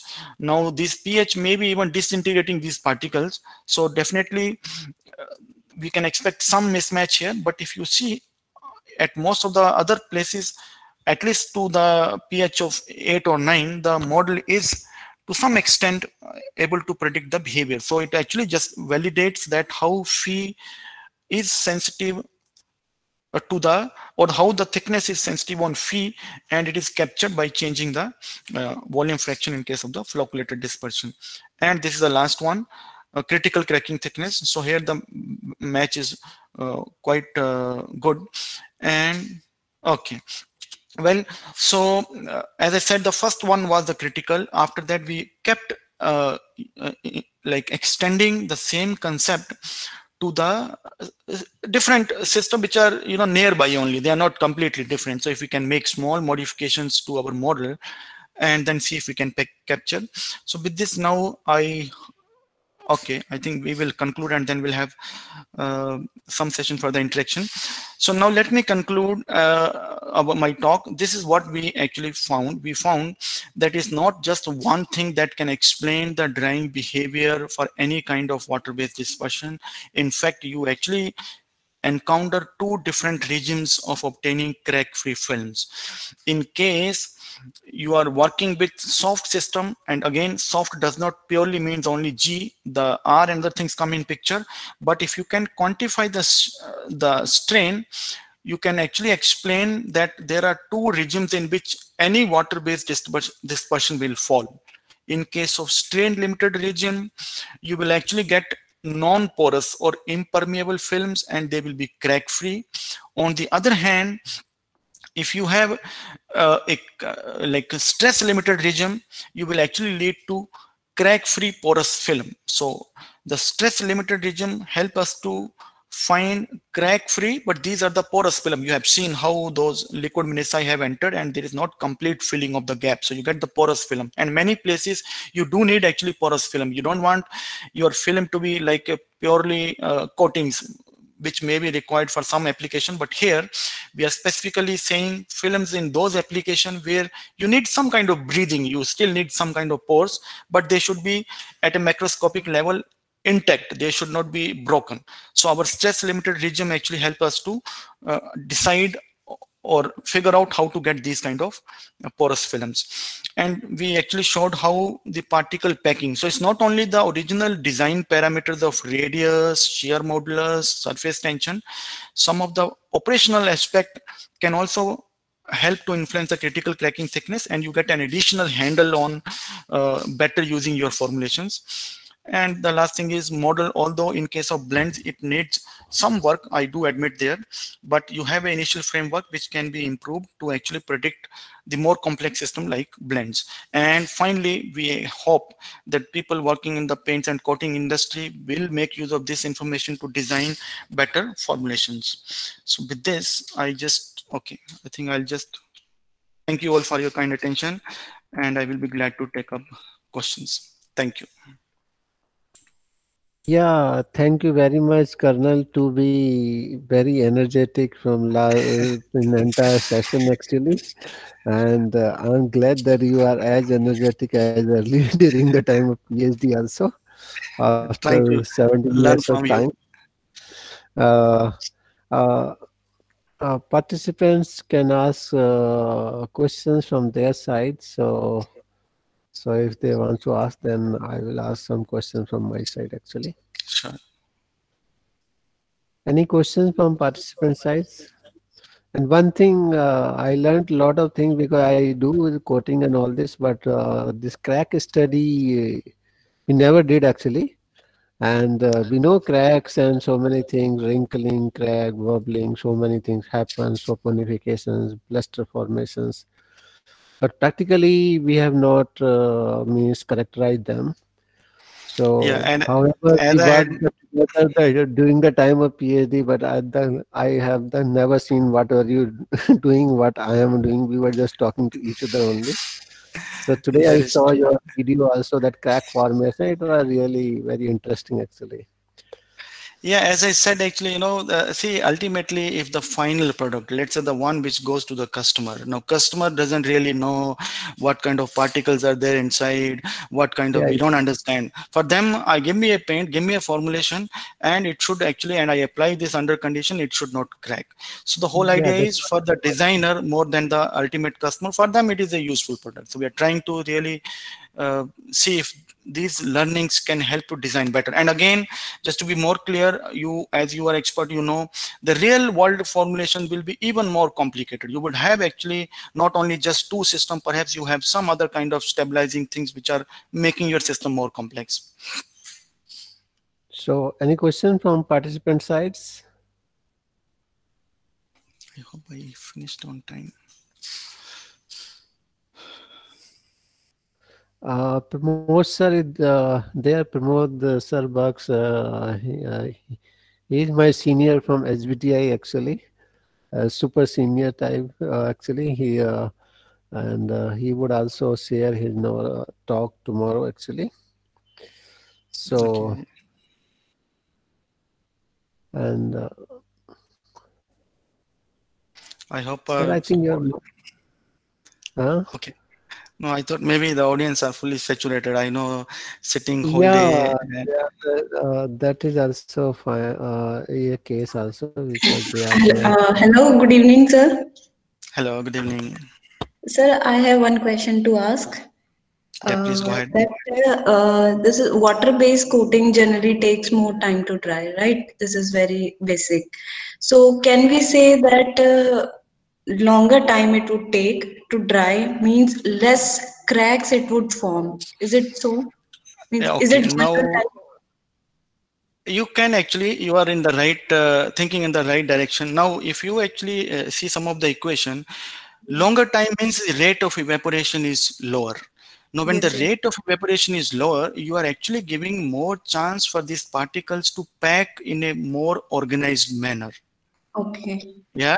Now, if you give them more chance to pack, so you actually expect a better packing. Now, when you Mm-hmm. expect the better packing, that essentially means your fee is going to be different, and that essentially means your H will be affected. So yes, Okay. your this is going to affect your the thickness. So we can say we will have less cracks, right? Yes. It would be probability, and we have to confirm it with the characterization. No, it's not probability. You Uh, yeah, Pramod sir wants to say something. Yes, sir. yeah, so it will, and again you can actually always this is one aspect you can play with the evaporation rates. For example, Okay. let's say you, and you could actually see that they do affect, yes, they do affect the thickness of these films. Okay. Okay. Okay, sir. Thank you, sir.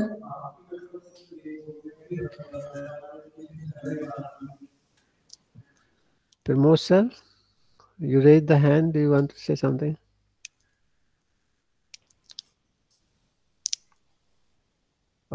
He has some, I think, the network thing. I think he Mhm. will get connected again.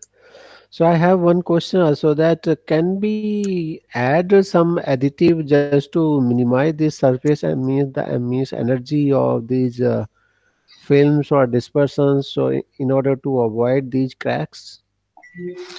Yeah, so you are essentially trying to kind of think of this, the solvent were actually not having this problem. So you're trying to have some, but so if you have something which is environmental friendly, Mm, and uh, perhaps going conceptually, if you can add something which soften this particle, is going to make the crack free.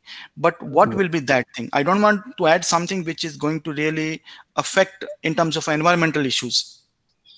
But if you have yeah, something more than environmental and that, quality both, right? so if there is something which is not bad to the environment, yes. And again, I told you, if you actually ask the somebody who is in the paint industry, somebody from Asian Paint, Berger, you mentioned last time, these people will tell you these are very simplified things. We do add a lot of additives there.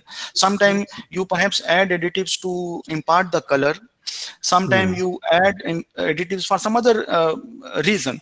So anything that goes into your coating is actually, and this in the colloidal system, small things try to affect your system greatly, so they all will have some influence. So yes. Yeah, thank you for that.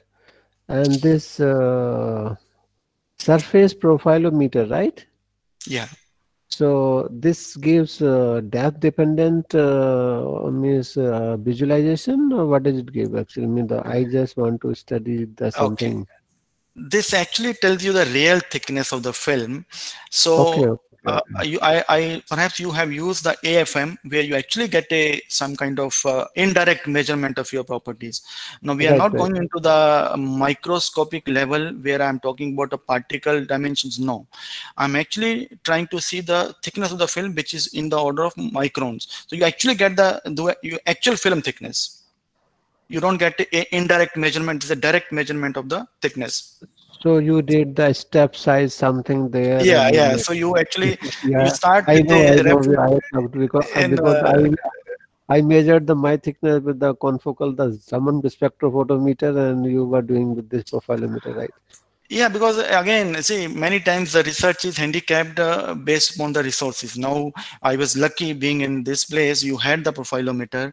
I Mm, when I moved to Shivnadar, I was extending the same work. I wanted the same profilometer. It was costing me close to 40 lakh, a very simplified version. And right. resources are not that. But if you can afford, this is a direct measurement. I have no other interference of any other kind. This is what it is in front of you. I am not indirectly trying to infer the data and figure out what the thickness is. Yes, Pramod sir had the connector now. Hello, Yeah. sir. Good evening. Good Hello, evening, sir. doctor. Good First evening, of sir. all, How are you? I'm very fine. I'm very fine. Sorry, I was not able to attend your Dr. Karnail's the whole session. I attended in the maybe half way, but it was really interesting. I just captured few glimpses of your presentation. There are few things you have mentioned very clearly, and we are also facing few things in flexible packaging, Okay. like curling effect. Yeah. Very crucial effect we are facing. Sometimes we are doing coating and it is curling forward and sometimes it is curling reverse. Yeah. Right. So what we people are doing, we are just changing the surface tension of our coatings and we are getting the effect. Right. But honestly speaking, industry specific are not able to know what are the causes when they are getting the forward curling and when they are getting the reverse curling. So do you have any analysis of sort of this? Because you have shown only one side of curling, maybe forward curling. You have not shown the backward curling, or we can say Yes. reverse curling. Right. The way our experiments was designed. Now Yeah. imagine you have a free end on the right, and when it is trying to compress, the only way it could move is this. Now imagine if you somehow can have a film on the other side, which is which will not stay. But if let's say there is a partial film which is not wet in the way that it falls down, but it is on the other side of the substrate, then the stresses are going to compress this way, and now the movement will be in the exactly opposite direction. Okay. Yeah, but in this case, since the way the experiment was designed, and for us, what was important was to capture the stress. Now, had it gone the other way, or for me, deflection happening plus theta minus theta, for me, the angle, the stress, quantum of stress is the same. I'm not really looking into, so that was the reason. But yes, I agree. I do. The last thing that I was working, Dr. Arya knows this. Edible coatings, we started working in the edible coatings, and in that, as you said, it can coil or it can actually curl in any direction. That all depends. See, you have to see the room where the stress can be released. It all depends where is the room. So if the constant, so for example, these films, if the one direction is constrained, in that direction it cannot coil. The only way it left is the other one. So that actually will perhaps give you an idea that in which direction it will curve. But again, in the real one where it's not a very designed system, you can expect more like stochastic way, it can curl in any direction. That is why the more controlled experiment help us to understand, then extend the knowledge to the more complex real systems. Thank you. Thank you very much. So, any other question from any other participants? Now you already have an expert at your institute. Any other questions can be addressed to him later on also. But I will be most welcoming in case there are questions. You can always write to me. To contact to you, Pramod sir, and there are many more other experts also present. So there could be a question, there could be you could have answer. I would also have some answer. Some other people would have some other answer. So Sure. probably we may end up with maybe a combined best answer, right? So I may have some own my thinking also based on my experience. But Sure. since you people are working in industry, worked in industry, so you can correlate all of them in a better way, right? Compared to me. So I Definitely. am actually getting a lot of insight from all these talks that what industry are doing and facing challenges so that we can address some of them. And that should be the primary purpose of these kind of gatherings, these kind of Yes. sessions. Unless we learn from each other, extend the concept, take some learning with us, and then use in our system, then there is not much output. So yes, that has to be the kind of main takeaway or learning from these kind of short courses that we are organizing. And it further help us to network. Again, these things should not be the end of the interaction. This in a way is a kind of start of a long-term association or networking with other experts.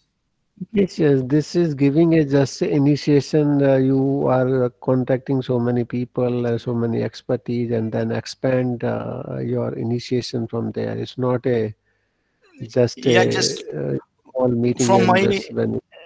my experience, sorry to cut you short, from my experience working in the industry, I have seen a real life product would need many aspects. A one person can never design that, because ultimately a real product, I told you, you may be having a very narrowed version of the problem, somebody else need, because the final product need many kinds of aspect. So that is the reason when in the industry it says you have a multi background people working on the same problem, because everybody brings a different aspect or different perspective to the problem, and ultimately for the customer you get a complete package. So unless the purpose is only academic, you have to actually get with the networking. And again, some of the coating experts who are sitting in this session will actually tell you they also have to interact with many other people to understand the practical aspect. Sometimes even the formulation is ready, but the application part could be challenging where the product is failing.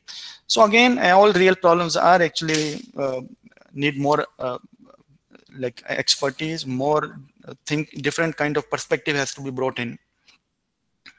Yes. Any other questions from any participants before Dr. Karnail leave the session?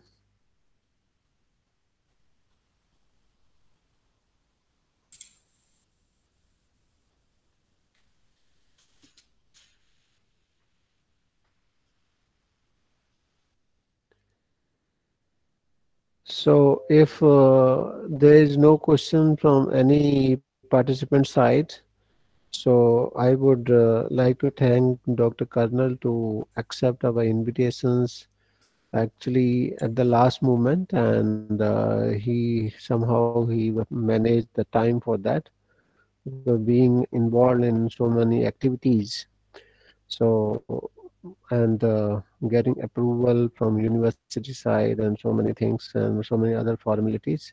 So he managed the time and he gives real challenges in case of formulation of film, what defects comes and how to quantify them mathematically also, and how to actually check them experimentally and validate with the mathematical formulations. And so this gives our theoretical fundamentals a boost also, so that we can also think about how to design a product at a laboratory the level before we just go for a real life problem or commercial scale. Because if you directly do at commercial scale and if things go well, so you would be a huge loss. So this mathematical model comparison work, validation experiments at laboratory level are the key to design actually real industry oriented setups of the system or formulations.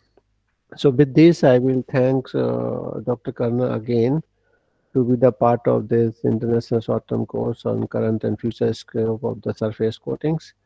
I would also say special thanks to all these participants who are the listening and participating carefully since morning till evening. And I will say my special thanks to the Pramod sir also, who was traveling since last 24 hours, and he has so much excitement. He has joined immediately after the reaching home also. So a special thanks to sir actually.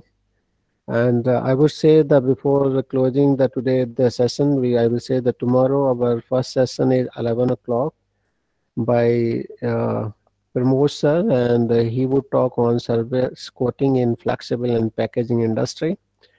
He is the managing director of Sweet Home Inc. Private Limited India.